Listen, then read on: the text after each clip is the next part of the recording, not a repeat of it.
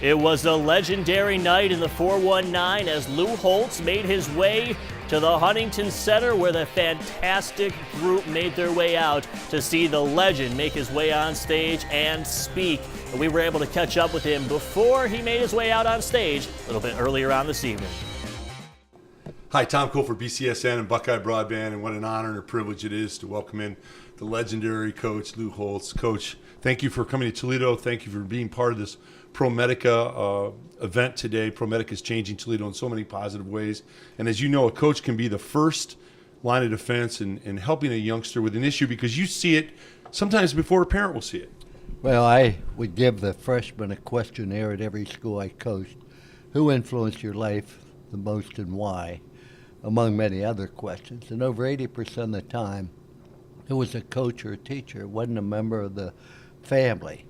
And I think that the role you play with influencing young people, I never felt I coached football, I felt I coached life. Coach, 68 years, and you look back at your incredible career, linebacker at Kent State, you know, maybe one of the best college coaches in football that ever existed, and a remarkable broadcasting career. You've seen it 360, Coach. You've seen the whole thing. When you reflect back on that, is there one part of it that was better than another for you? Because you've done it all. No, I think the greatest accomplishment is not coaching and not speaking and not TV. My greatest accomplishment is my family. I think I tried to raise our children with my wife of 56 years the same way you tried to train your football players to make good choices after school.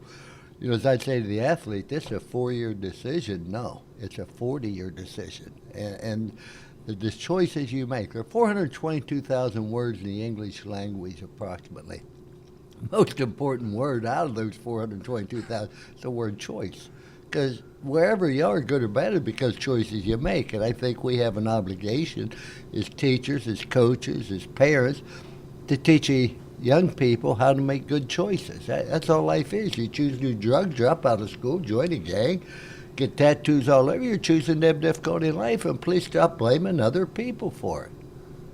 Coach, no other coach in the history of college football has taken 6 programs to bowl games, and you have. You had an incredible bowl record, 12-8-2. Other great coaches have struggled, Coach. You know this. Great coaches have struggled in bowl games. What was your key? You always were able to get people ready for bowl games.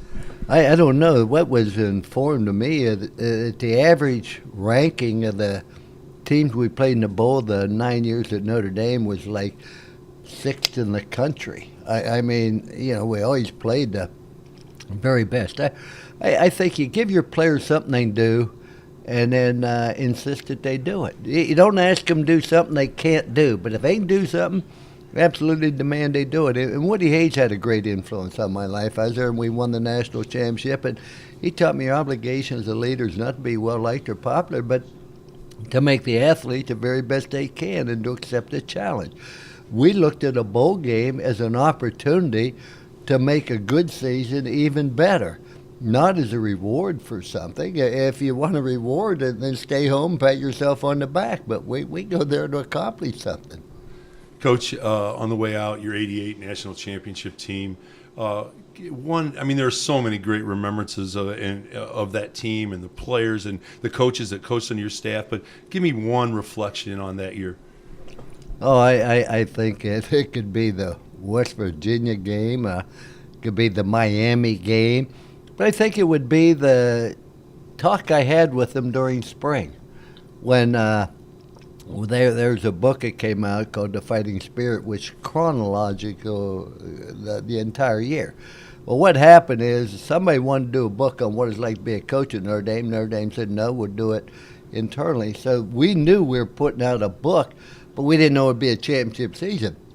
So we taped everything, and then every 2 weeks I made notes of what happened there. So the speech I made was absolutely verbatim. I said, you don't come to Notre Dame to win some of the time. You don't come here to win most of the time. You come here to win all the time, and our goal should be perfection. It should be so close that the average person won't be able to distinguish it.